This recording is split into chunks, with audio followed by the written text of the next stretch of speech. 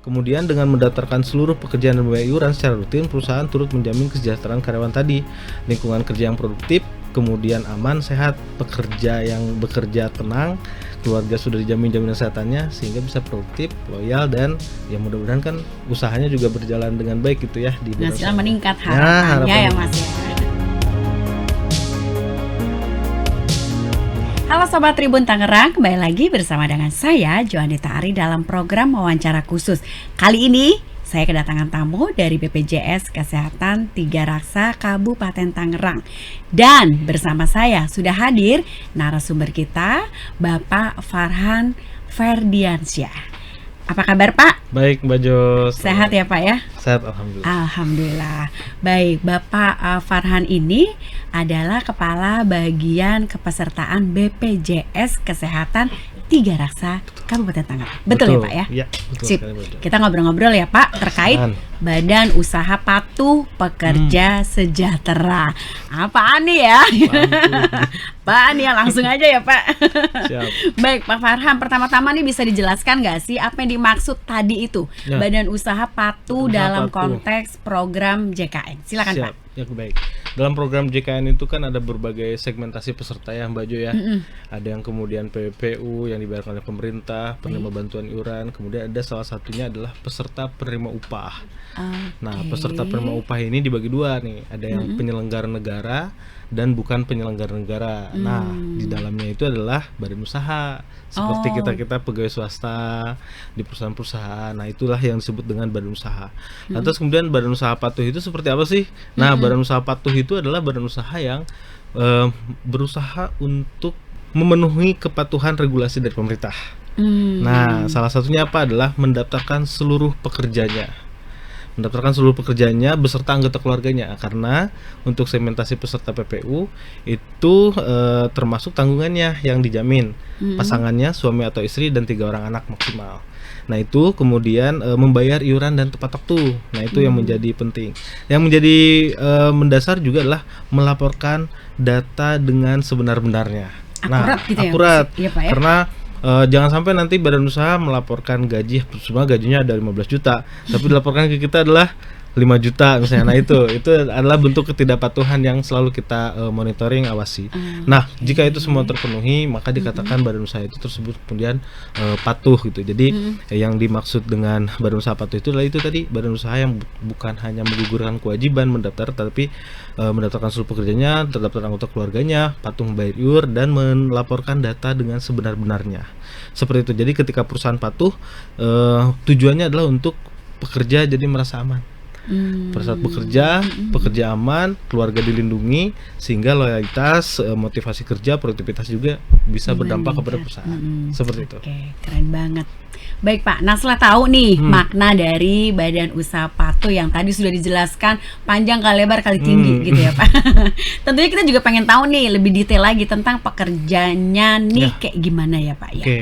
Tadi seperti disampaikan, badan usaha itu adalah salah satu entitas begitu ya, perusahaan atau pemberi kerja, entitas pemberi kerja dari salah satu segmen, yaitu peserta penerima upah. Sebetulnya peserta penerima upah itu apa sih? Ya peserta yang menerima upah gitu ya. Tadi segmen peserta penerima upah. Kemudian PPU itu atau disingkat dengan PPU. PPU. Jadi istilahnya adalah peserta pekerja penerima upah gitu. Jadi mana-mana masyarakat yang bekerja dan menerima upah berarti ada 3 unsur: pemberi kerja, pekerja, dan upah yang diberikan serta pekerjaannya. Nah itu disebut dengan pekerja penerima upah. Dalam kelompoknya ada 2, kelompok pekerja penerima upah penyelenggara negara. Seperti apa tuh? Ada yang tahu Baju mungkin tahu? PNS, TNI, Polri, seperti yang baru ini yang diangkat P3K. Nah itu juga masuk ke dalam masuk ya? pegawai pekerja penerima upah dari penyelenggara negara. Jadi yang menyelenggarakan kenegaraan gitu ya, pemerintahan.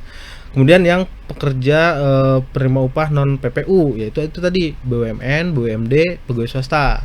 Nah iurannya untuk segmentasi ini, iurannya 1% dari gaji upah dipotong dari pekerja. Nah ini jadi kewajiban si pekerja, dipotong oleh pemberi kerja 1%, kemudian 4%-nya ditanggung oleh pemberi kerja atau perusahaannya, termasuk pemerintah yang PNS dan Polri juga sama. Sama ya nilainya sama, ya Mas? Persentasenya juga sama ya Mas? Sama, ya? itu acuannya dalam Perpres 64 Kemudian tanggungannya apa tadi? Itu tadi tanggungannya adalah pasangan, suami atau istri yang tidak bekerja. Nah, ini penting.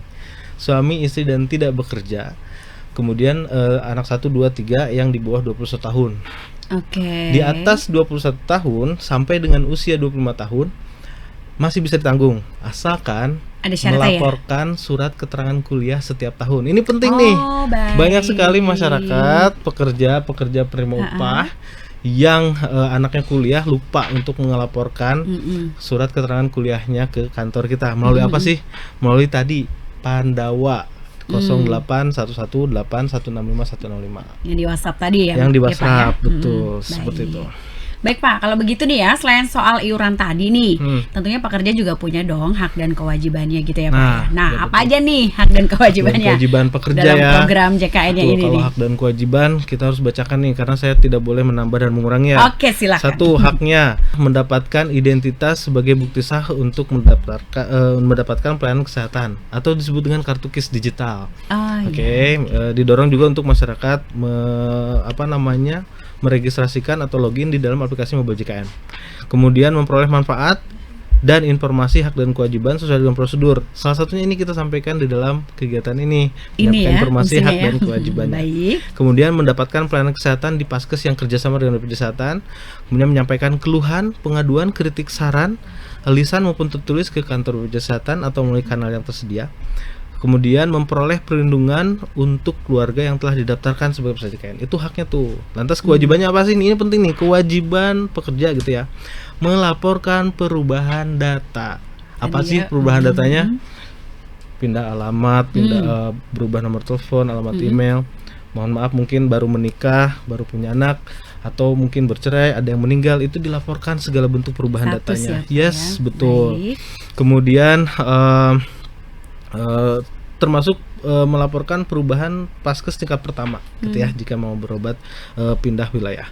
Kemudian menjaga kartu jika mempunyai kartu supaya tidak rusak, hilang atau dimanfaatkan oleh yang tidak berhak. Nah, itu tadi supaya tidak ada penyalahgunaan identitas atau kartu. Kemudian menaati semua ketentuan yang berlaku serta tata cara pelayanan kesehatan di fasilitas kesehatan. Nah, itu kewajibannya. Jadi pesannya adalah tadi melaporkan segala perubahan data, tidak boleh digunakan oleh orang lain gitu ya identitasnya, dan menaati semua ketentuan serta tata cara pelayanan kesehatan di fasilitas kesehatan. Oke, baik Pak, menarik banget.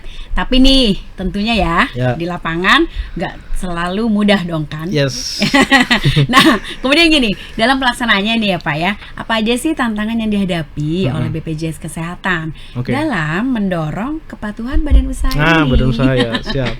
Secara konsep tadi gitu ya, harapannya semua badan usaha comply gitu, termasuk tempat kita bekerja gitu ya, melaporkan ke data yang sebenarnya dan tantangannya memang ada. Jadi badan usaha yang ya hanya menggugurkan kewajibannya begitu ya, mendaftarkan tapi belum semua pekerjanya mendaftarkan, tapi belum melaporkan data sebenarnya seperti upahnya masih belum sesuai dengan kenyataannya. Itu yang menjadi penting untuk disampaikan, sehingga masih ada beberapa atau sebagian badan usaha yang belum sepenuhnya memahami kewajiban untuk mendaftarkan seluruh pekerjaan tadi itu gitu ya, termasuk perubahan data yang sebenarnya tadi. Di sisi lain juga faktor administrasi internal maupun kemampuan si keuangan badan usaha tersebut begitu ya, sehingga kita perlu ditingkatkan lagi sosialisasi, advokasi kepada manajemen begitu ya. Intinya adalah bagaimana kita memastikan hak dari pekerja terpenuhi, karena itu adalah pekerja-pekerja yang harus dilindungi jaminan kesehatannya gitu ya, dengan program yang diwajibkan oleh pemerintah, yaitu dengan program JKN KIS ini, seperti itu. Tadi tantangannya itu ya Mas ya, cukup berat juga ya Mas. Yes, jadi kita juga selain sosialisasi, koordinasi dengan pemerintah daerah, kemudian terkait dengan penegakan kepatuhannya begitu ya, kesadarannya, termasuk juga harapannya di beberapa daerah juga sudah dengan perizinan begitu ya, satu pintu untuk pengenaan memudahkan sanksi. semua gitu. Oke, baik Mas. Tadi kita udah bicara soal tantangan. Tentu ada harapan besar dong ke depannya gitu ya. Nah, sekarang harapan Anda bagi perusahaan-perusahaan lain nih terkait kepatuhan terhadap JKN itu apa aja Pak? Silakan. Jadi harapannya badan usaha sadar bahwa program ini selain mudah, murah, juga bermanfaat bagi pekerja. Intinya itu tadi, bagaimana kemudian pemberi kerja dapat menjamin jaminan kesehatannya bagi pekerja dan keluarganya gitu ya. Kemudian selain itu juga ini penting nih, poin penting bagi kepatuhan di sisi pemberi kerja itu sendiri. Jadi compliance dari si perusahaan atau badan usaha ini mengikuti ketentuan-ketentuan yang diatur oleh pemerintah. Karena kan program JKN ini wajib gitu ya, wajib. Ya, betul. Betul. Kemudian pemberi kerja wajib memenuhi kepatuhan tersebut. Kemudian dengan mendaftarkan seluruh pekerjaan dan membayar iuran secara rutin, perusahaan turut menjamin kesejahteraan karyawan tadi, lingkungan kerja yang produktif, kemudian aman, sehat, pekerja yang bekerja tenang, keluarga sudah dijamin jaminan kesehatannya sehingga bisa produktif, loyal, dan ya mudah-mudahan kan usahanya juga berjalan dengan baik gitu ya di Penghasilan meningkat harapannya harapannya ya Mas ya. Siap, seperti itu. Baik Pak, terima kasih banyak Pak Farhan untuk penjelasan Sama-sama, dan Mbak waktunya Jo. hari ini sangat informatif sekali. Dan semoga informasi ini bisa menambah wawasan kita semua tentunya ya, tentang pentingnya tadi kepatuhan badan usaha demi untuk kesejahteraan pekerja. Baik, sampai jumpa di wawancara khusus selanjutnya. Saya dengan Joanita Ari pamit undur diri. Terima kasih dan sampai jumpa.